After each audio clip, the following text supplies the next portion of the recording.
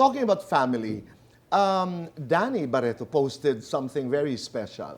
What was that? Parang it was a healing moment, naalala ko. Yeah, because matagal na kami ini-invite ni Danny sa place niya. And, ayan, ano niya, lolo niya. Yes. Yeah, matagal niya ini-invite kami. And for some reason, nani-neglect ko yung invitation na yon. Okay. It's really my fault. And then one day, sabi ko, Han, punta na nga tayo kasi si Maverick makulit din.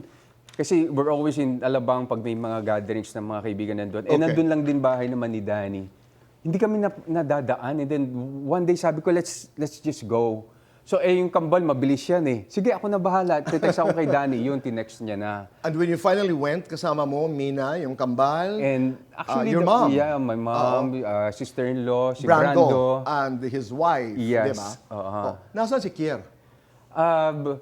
Nanonood ng match ni Alex yung time na yun. Hi, Kier. Oo. He wasn't with you. But he's No. okay.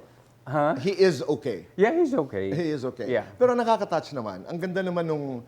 Ang sarap niyo panoorin. Yeah, but alam mo, Tito Boy, nagulat ako sa post niya because I didn't know it will mean that much to her. Oo. Ganon ka-deep pala yung meaning nung pagpunta namin. I didn't know. Ito naman, Diretsa, you may or you may not answer, but you know, a lot of people are asking, at hindi ako bababa dito, kumusta ang relasyon ni Kier sa kanyang anak na si Danny? I'm not sure. Yan na. Everybody, di ba, everybody goes through rough I'm patches. not sure, Hindi, ano, but basta kami, okay naman kami. In totality, pag pinaiko, okay naman kami.